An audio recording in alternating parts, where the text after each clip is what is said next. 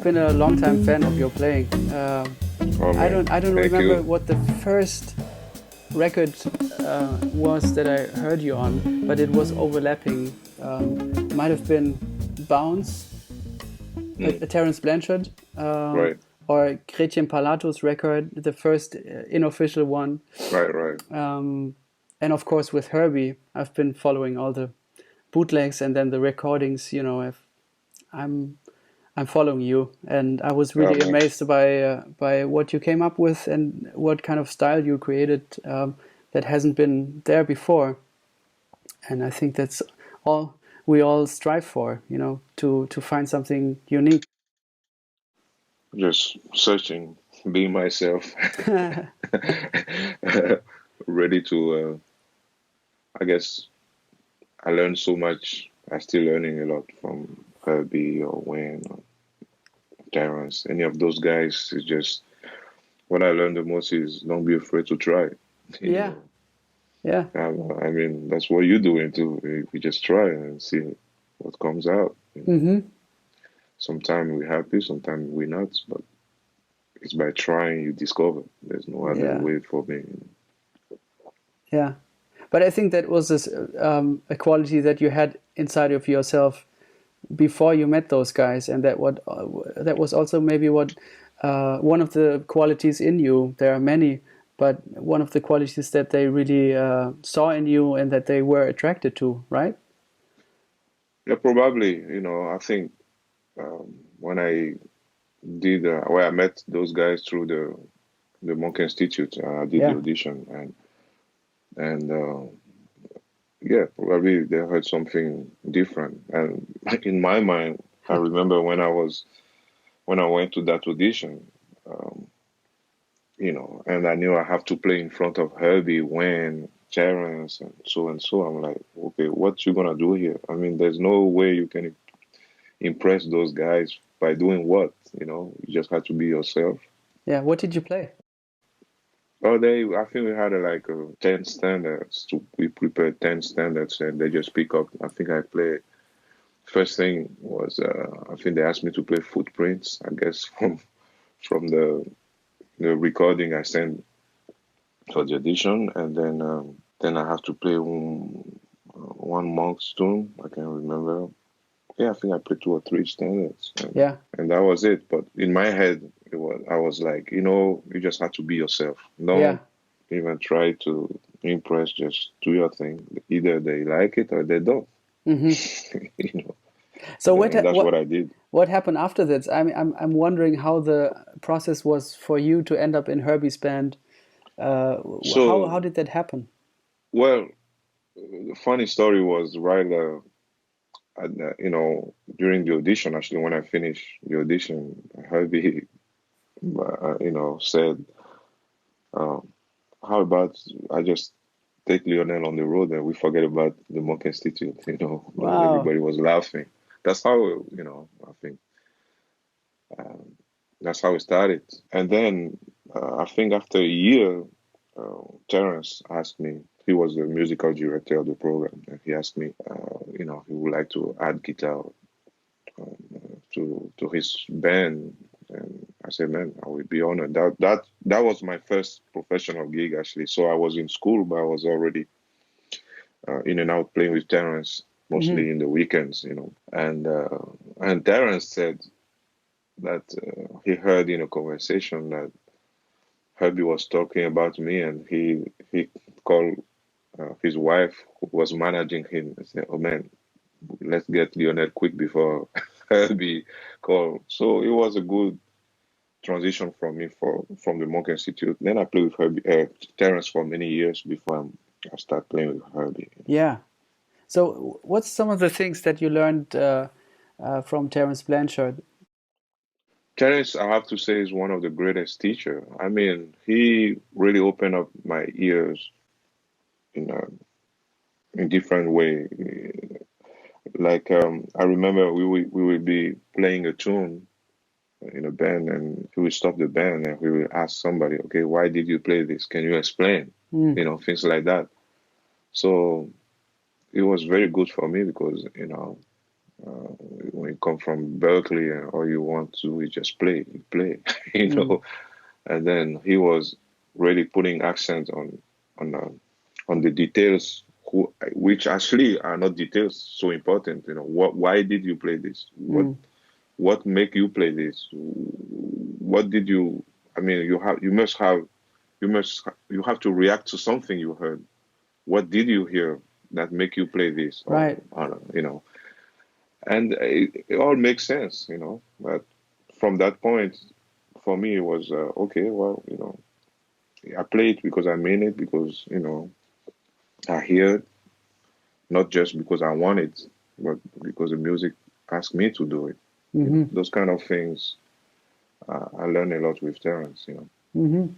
And he's also a band leader, I suppose, that really encourages his band members to really come up with something unique. Also, in terms of repertoire, I think he encouraged you guys to give your own compositions to the band book, right? Absolutely, he's a great band leader, and I think he got that.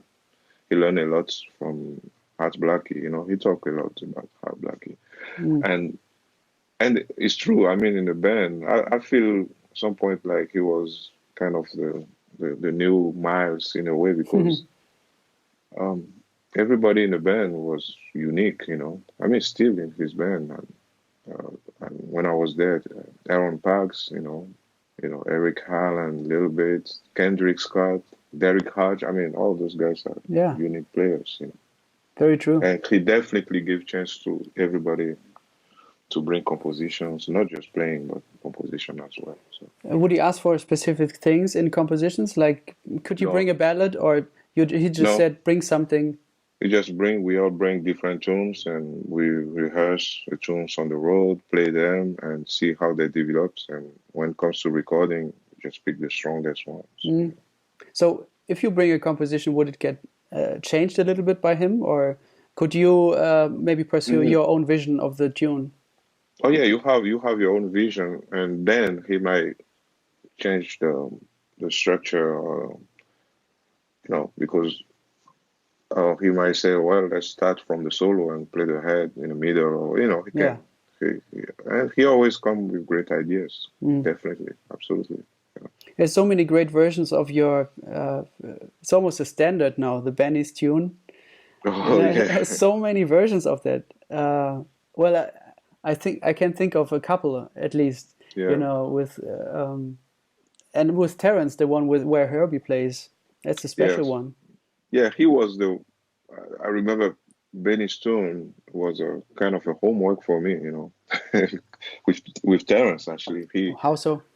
He said, I remember it was between noon and two, and we had a break, you know, and he said, man, guys, come up with a composition of, you know, I think it was like a few bars, let's write something, you know, in the spot, you know. So I went back to my apartment and just came up with that melody and the changes. I mean, as you know, sometimes, you know, some tunes might take long, other I wasn't thinking really. I wrote the melody. And then I said, well, here's the key. And then I wrote, if you hear the bass line is just chromatic descending Yeah. bass notes, you know.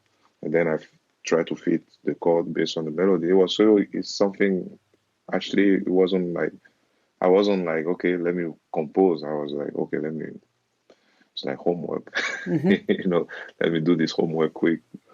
And it came out good. So, Um, unfortunately, I don't think uh, the other composition were all different. Yeah. Maybe Novion is another African thing Yeah. that came out very fast, like Benny Stone. Otherwise, the rest, it's a different story. Yeah.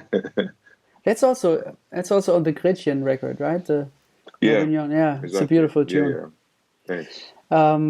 But also, like with Benny's tune, I like that you're still developing it. You know, when I heard the trio version of it, then Hmm. and other versions, there's a different in the bass line or in the feel. You know, Hmm. I Hmm. like that you're still progressing with the material. It's not like set in stone. No, simply because I get quickly bored playing the same tune. I shouldn't be. But I mean, I think you know, give another example of Herbie. We're still playing watermelon and cantaloupe and Actual proof. That's actually Asher something proof. I You know, wanted to ask you something about that. you know, How, even you've been playing that tune for over, what is it now? yeah, Maybe 13 years or something as the 14. first Yeah, tune? yeah, yeah, You exactly. opened the show with that one and you've played so Hmm. much with him. And Exactly. Herbie's, and you both, you guys, you're finding new ways each time. And I'm wondering, I mean, it's such a amazing composition, of course, but still, Yeah, it takes exactly. a lot of curiosity to find something new in it each time. And each time I hear Yeah, you guys, there's something new there, and I'm wondering how you go about that actually. yeah, that's exactly what I was saying. I mean, I have to change my own composition because they're not that old. Herbie's been playing his composition for a while, and I mean, I don't know anybody else will who had that much enthusiasm, and bringing so much joy every single time. I mean, we're talking about going on the road for 6 weeks and play the same tunes for 6 weeks, sometimes 7 times a week or 5 times a week, without counting the sound check and all that. So, and even at the sound check, he just sounds like it's the first time. I don't know anybody who can bring, I mean, so much focus, energy, uh, joy to his own composition after, I don't know, 30 years, or Mm, it's unbelievable. yeah, So it's it's like easier when the band leader has so much energy to develop his own composition. sure. You know what I mean? Yeah, So after his solo, most of the time I'm like, what am I gonna do after that? yeah. You know? It's like I can most see of it the on your time, face sometimes when yeah, I'm like, his solo is okay, finished and you're like, yeah, whoa! But exactly, you're exactly. laughing. Yeah. It's a positive reaction, you Oh know. yeah, but it's sincere. I'm like, okay, what am I gonna do now? So most of the time I just take different direction because Yeah, there's no, I mean, many times you know, I was really like, okay, man, I don't need to play, yeah. just pass by, because he says so much, Did you ever the skip a right way. solo on Yeah, it that happens tune? to me. Yep, not often, but it happens to me, Yeah, Good thing with Herbie is, the tunes they have the structure. So if you decide to skip, it's kind of confusing the whole band then because yeah. nobody expecting. But trust me, many times I wanted to just skip because I didn't. I just feel like, okay, there's nothing else for me to say here. Yeah. Hmm. But then I'm like, you know what? Well, I take it my way anyway. That's all I can do. Yeah. you know.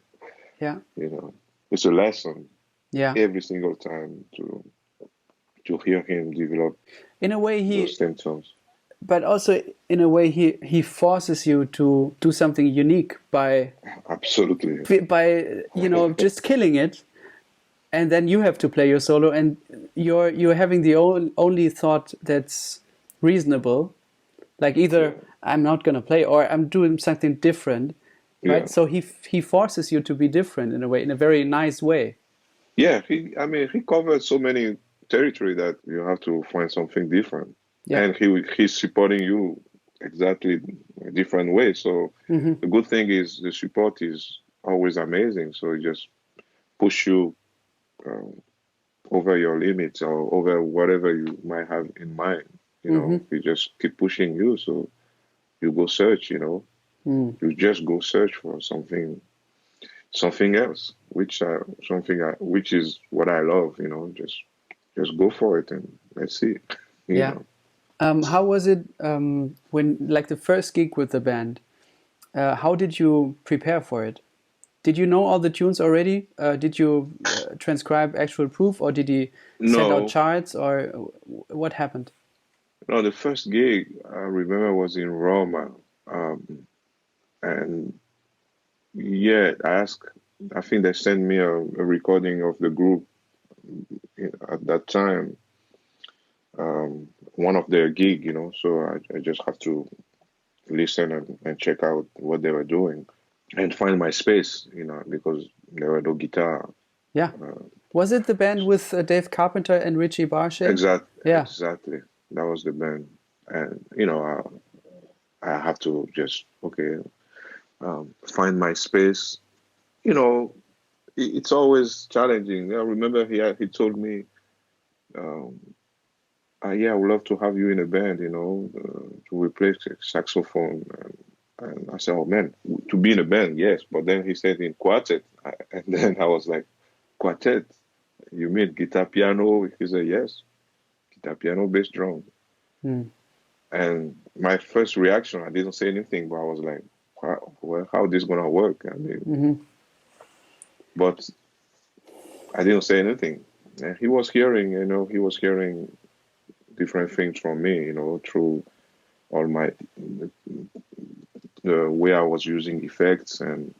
and the way I approached the melody or comping or singing so he was hearing different things that I wasn't really hearing, you Hmm. know.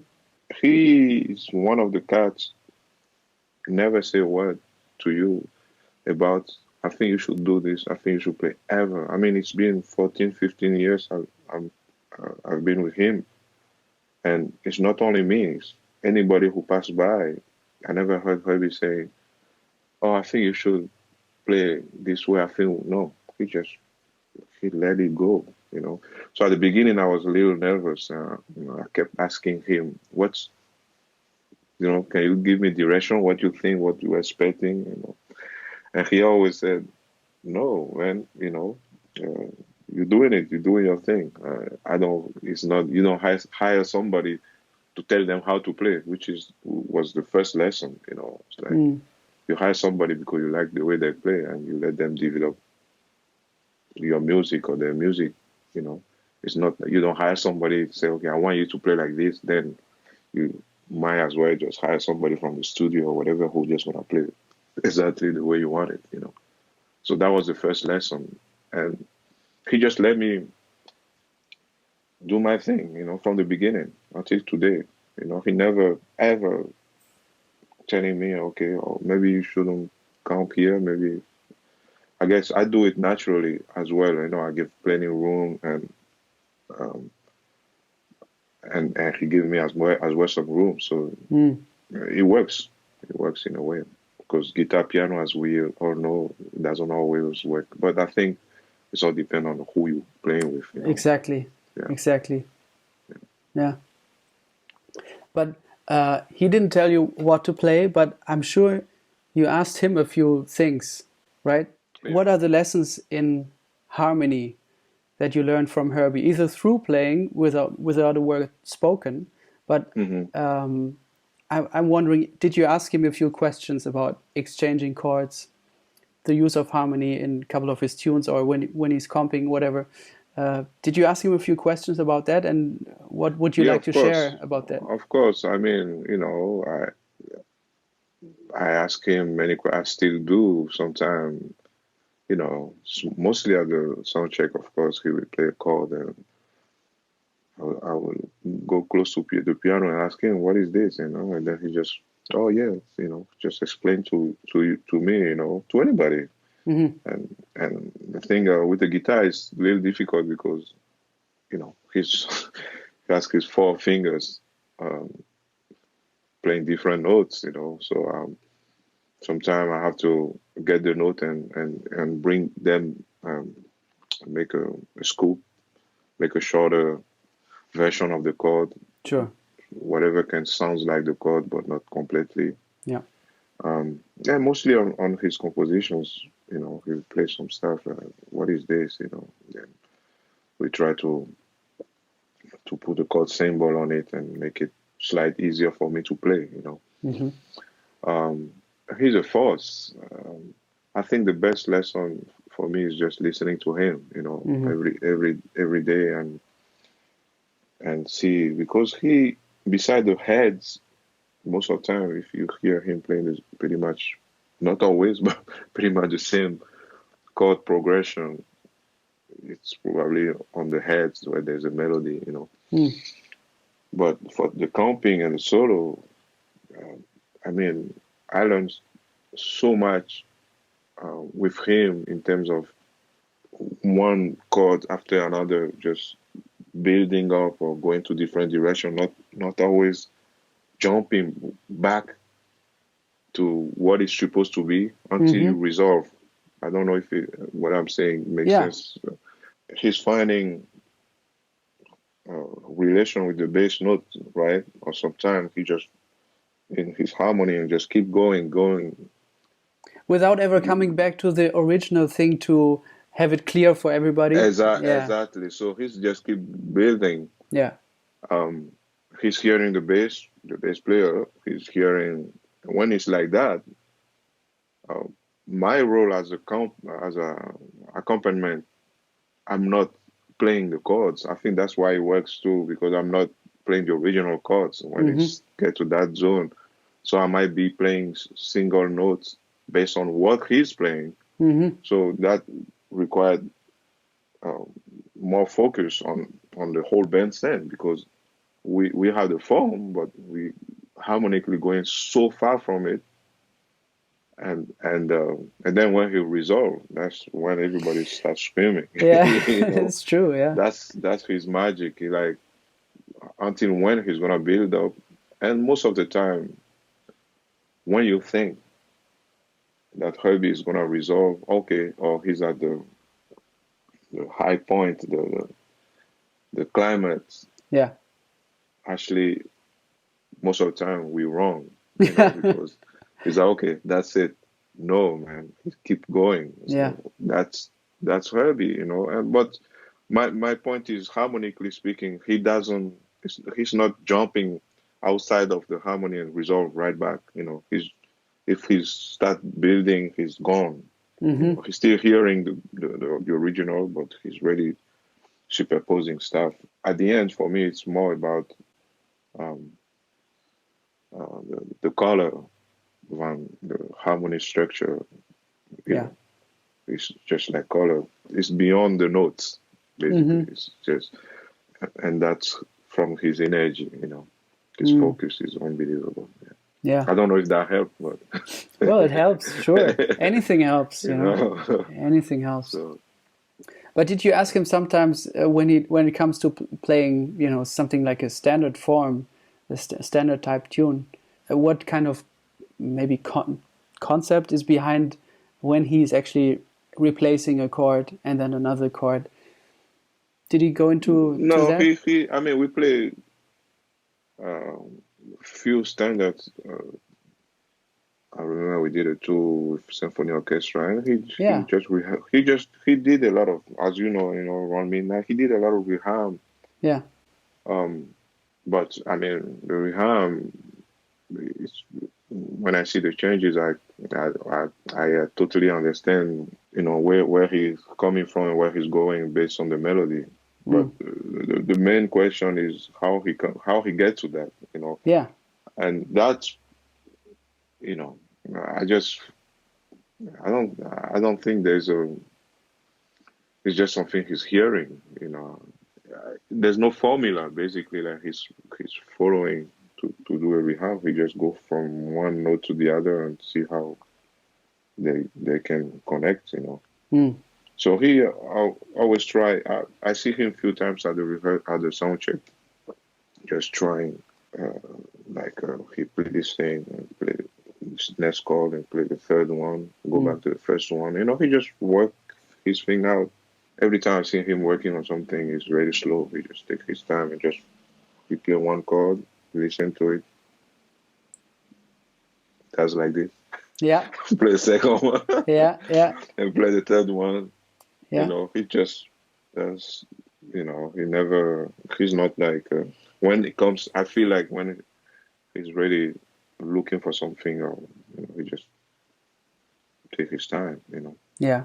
The reason I'm asking is because I've put so much thought into what he might be thinking, or I'm guessing, now he's not thinking anymore, of course, but when he started out, when he was a young upcoming piano player, he was drawn to those guys who were exchanging chords, like Chris Anderson, Yeah. Claire Fisher, Gil Evans, Bill Evans, those guys. And when he does it, it sounds so logical in a way you couldn't change it. Although he has lots of possibilities, you wouldn't want to change it because it sounds so Right. logical. It's not like just anything, right? So this is why I'm asking. And my theory, and the theory of a lot of my peers and teachers, was like that he has such a deep understanding of the function of the chord. In terms That's of, true. That's true for sure. It's not C minor, it's a function behind there.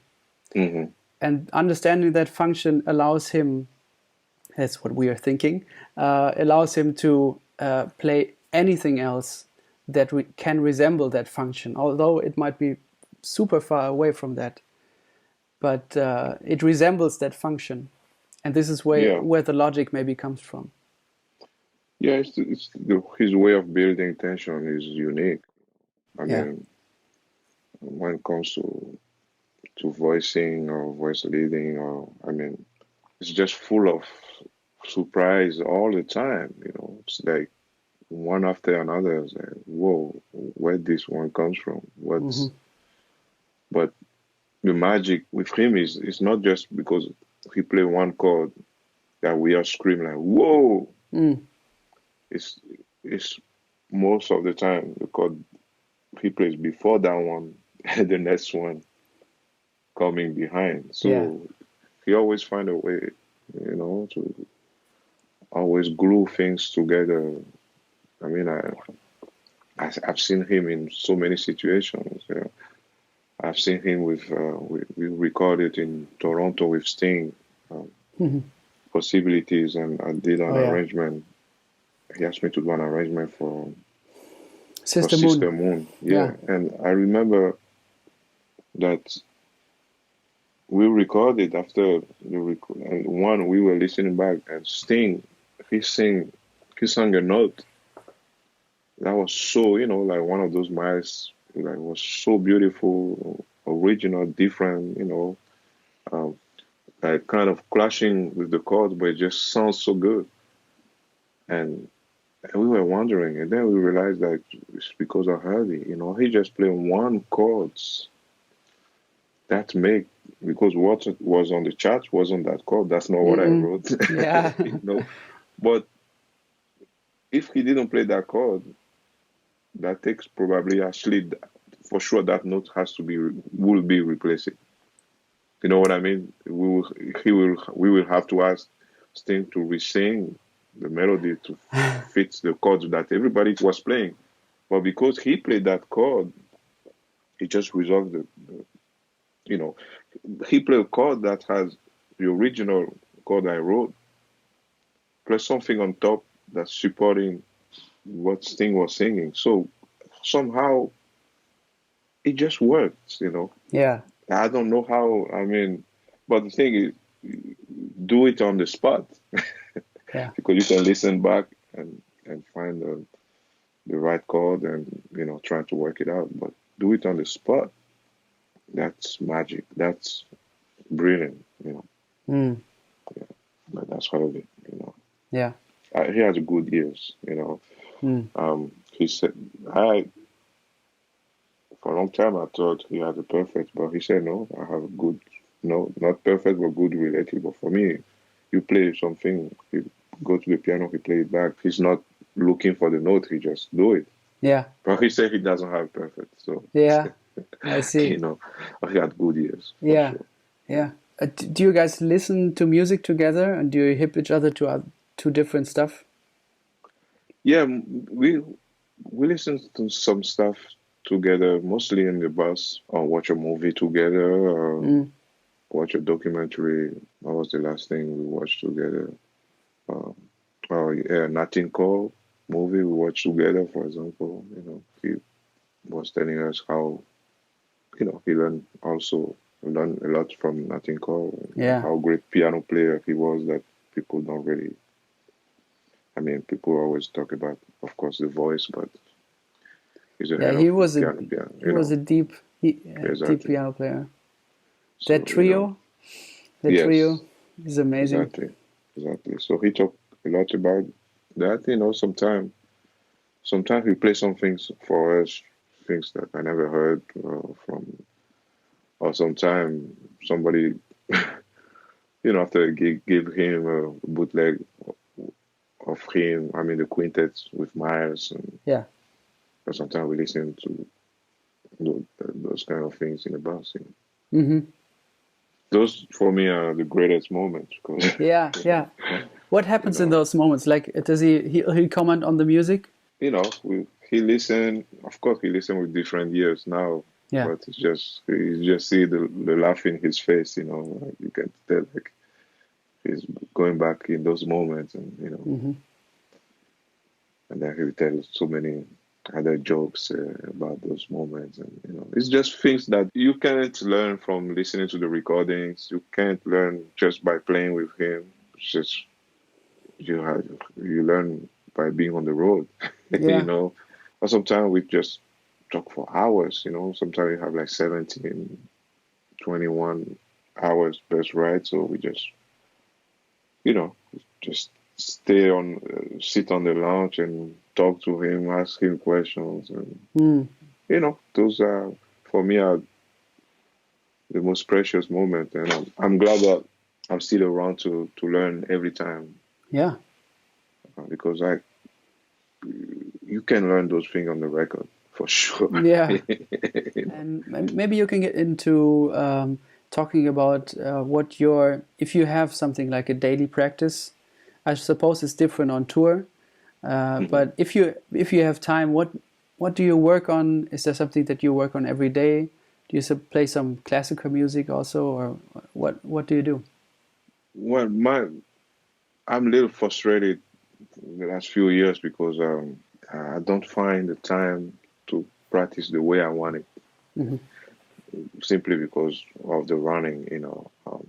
As you know, once you're on the road, it's hard to find the time to practice, and when you're super tired and you only have 2 hours before the sound check and you have to Hmm. sleep.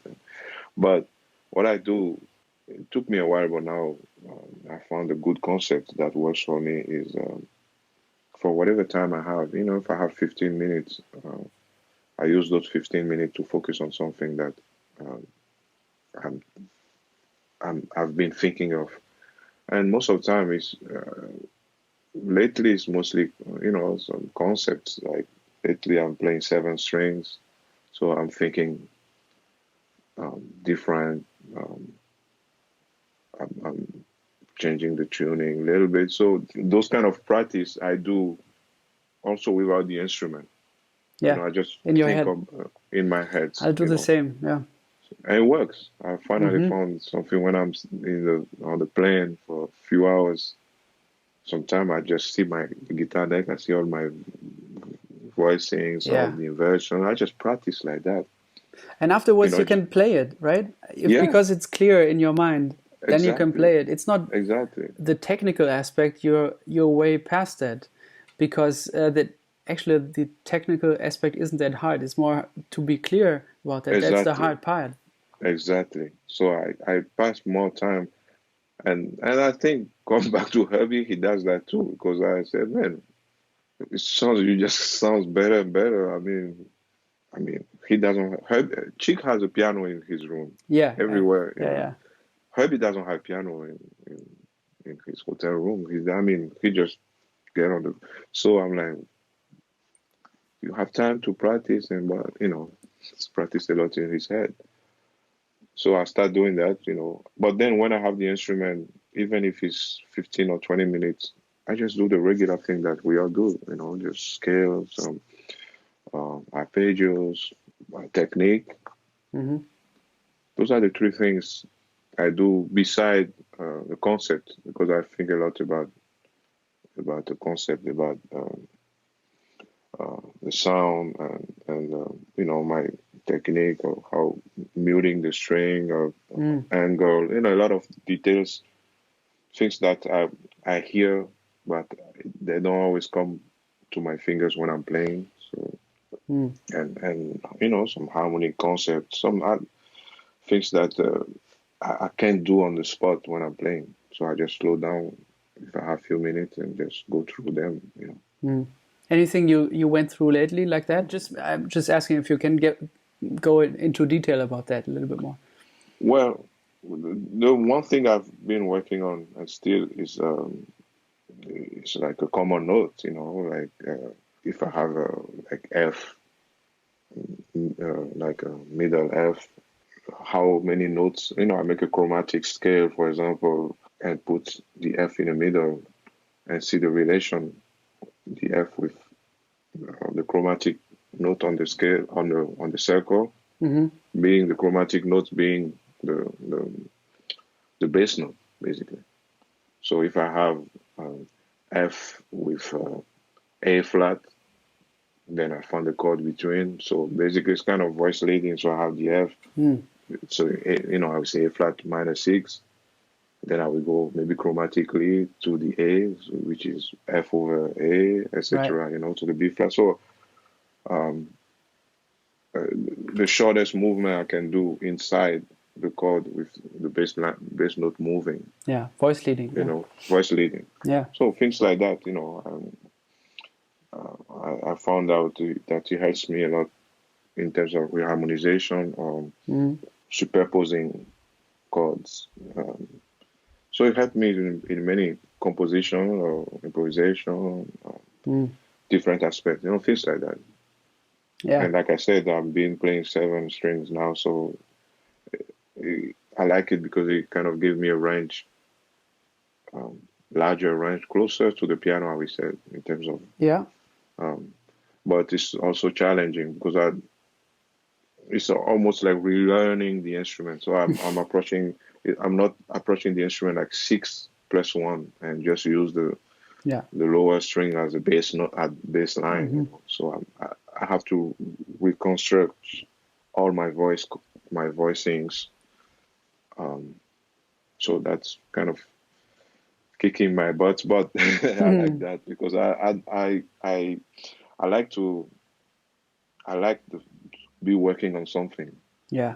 Great. Like I like to always go search for something because I like big sound, and I think that extra string is giving me, kind of a little more volume when it comes to chords and notes and but I have to work it out. I just don't want to do it just 6+1 but 7. Yeah. Not 6 strings plus 1 string, but just make them. So I mean, after you play for so many years, it's like going back to relearn the instrument. But I've done it so many times because like before I was playing with pick and then I started playing fingers. So I like to do something I'm trying to hear. Yeah. I'm very amazed by your rhythmic freedom. You you can go anywhere in terms of time concepts. And I'm wondering what you did to achieve that. That's, I think, probably the most natural aspect on about me, but simply because I grew up as a percussionist. I played percussion from 9 years, 10 until 17. And plus, being from Africa but that's not it. I have to say I passed less time on rhythm compared to harmony or melody or composition because I always try to find a good balance, and I always feel like my rhythm scale is slide upper on the melody or harmony, so I just push the harmony or push the melody, depending on the period in my life. But the fact that I played percussions when I was young, kind of helped me today because I feel like I'm a frustrated percussion player or bass player because I used to be a bass player too. Oh, okay. So those two elements comes a lot in either my composition or my playing. Yeah. Also, I did pass a lot of time when I was in school with odd meters Yeah. because in Africa we don't have. I mean, we have some odds. Maybe you go to Algeria, you have something in 11/4. Or, I mean, otherwise, most of the time, it's everything related to three, 3/4, 6/8, 12 Yeah. 8, or 2/4. But we don't have anything. I mean, it's rarely something in 7/9, yes, because it's related to Sure. three. But it's hard to hear something in 15 or 13. No, we don't have that. So I did pass a lot of time when I discover Eastern European music. So I did pass a lot of time trying to understand rhythmically what's going on and some Indian music as well, Hmm. and then bring them back to the basics, the basic thing I was doing back home. Just trying to develop whatever division I was doing. If I can add one beat here, two beats here, so I started with playing standards, not even playing, just singing. Like I, I remember without the instrument, I would be singing any standard in 5 or 7 or 9, the same tune in 13, the same tune in etc. So without my instrument, so I can keep playing when I'm singing. So Right. it kind of helped me to start developing what you piano players do, because the problem I feel as a guitar player is that we have both hands attached. I'm plugging the right hand and the left hand is, Mm. you know, so it's not like the two hands are not that separated like drummers or Yeah. piano players. So I start adding, my rhythmical sense inside things that I cannot play at the same time. So either I'm singing or either I'm clicking or either I'm, you know, so I said to develop that, it might be better for me to just sing those melody and play rather than without the instrument Hmm. and hear how they uplap and then goes to the instrument. Yeah, but now you found a way to incorporate all of those things at once. Yes, You, yes. I saw you, the last time I saw you live was at the Bird's Eye in Basel, Hmm. not so long ago, Yeah. and I was really impressed. I think I had seen you before then with Herbie in Stuttgart, like half a year before that or something.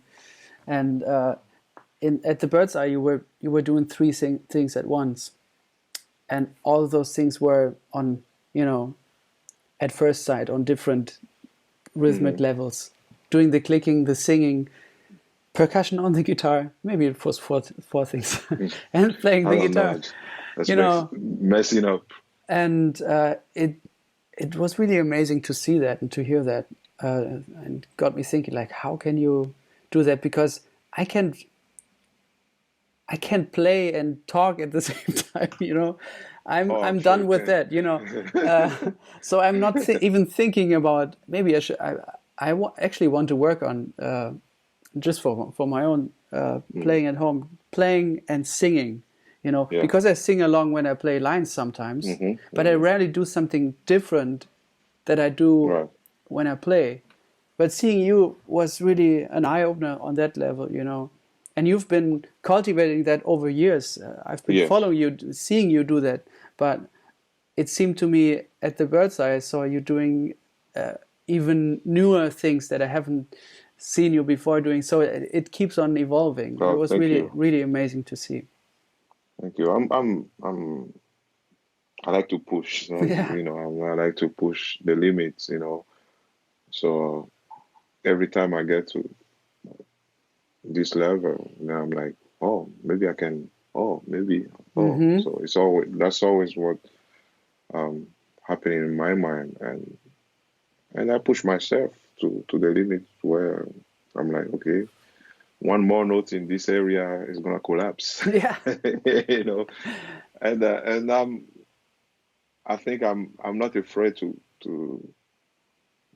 for the whole thing to collapse because I always feel like that's the best way to learn. Yeah, I have to and push it. what if you're honest, what can Yeah, happen?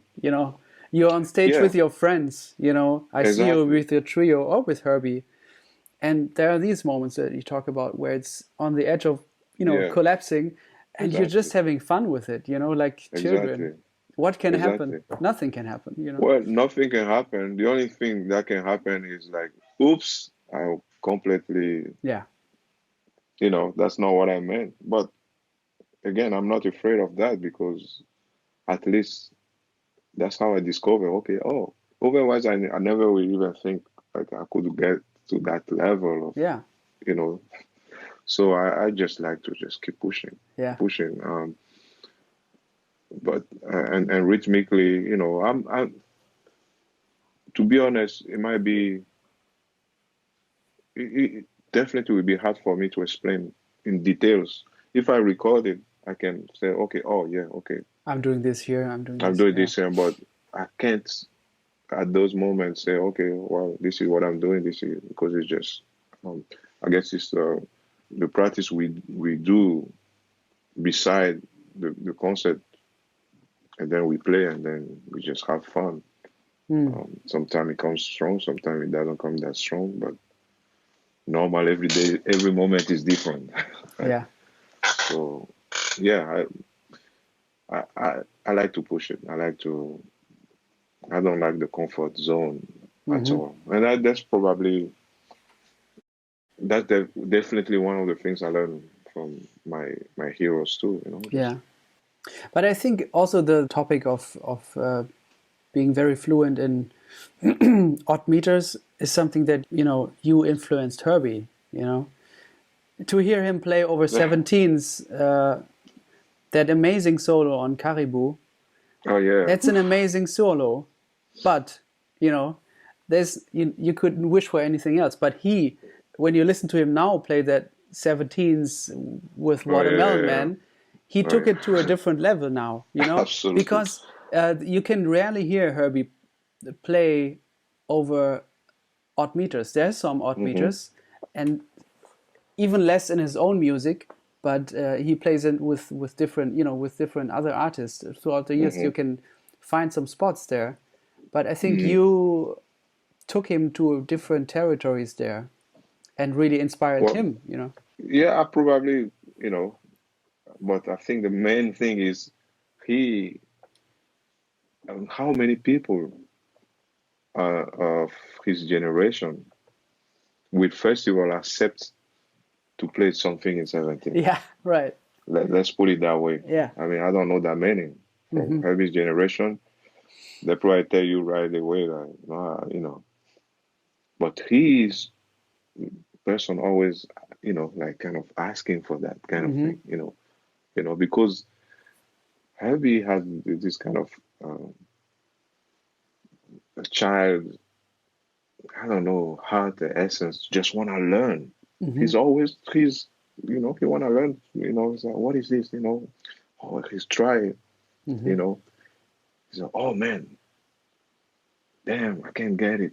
A few minutes after he got it, but he's always, he's not the type of person who will be like, okay, well, I'm gonna give up. No, this is too hard. No, this is for you young. No, he's doing what our generation, we are doing. Right. you know, he's pushing on top of all his harmony concept and rhythm. Hmm. He's adding. I brought a tune. Man, we played tunes in 9, played tunes in 17, Hmm. 13, or whatever. He just like, you know. And that's, for me, the lesson is right there. Yeah. If he's doing that, who we are to say, okay, well, no, this is, no. I mean, you Hmm. got to be open, So, Yeah. and that's what makes him stronger and stronger than anybody else. I mean, because he's open to learn, Mm. you know. Yeah. Another thing that's so beautiful about your playing is allowing each note to sound different. Oh yeah. you know, and you're finding different ways to do it. You know, you talked before about also muting the strings, still Hmm. plucking them and muting them, and you know, and then all the effects you're doing. You know, Hmm. uh, where did you find the inspiration to take chances on that level too? Well, I definitely, one thing I um the last maybe 7, 10 years for me is go get inspired from get the information from another instrument. I'm definitely not focusing on guitar. Um, I listen a lot to saxophone, piano players. Mm. Um, I try to get. Uh, I have a bunch of pedals. I have a bunch of things that I try to see the sound that connect to me in a way that I can do something with it. So Hmm. for me, it's always. I still do. I'm always online looking for new things where I can incorporate to my sound. So um, and that kind of helped me to get out of the Yeah. guitar things. Even if I'm playing guitar, I like to, I want to sound. I sound like guitar player anyway, but I want to sound like a piano player. I want to sound like a saxophone. Yeah. I want to sound like trumpet player. So uh, I would find different technique, or like a legato might help me to sound like this instrument, or mute might help me sound like this, or combining this mic. So slowly I start getting close to sounds that are connected to me. Yes.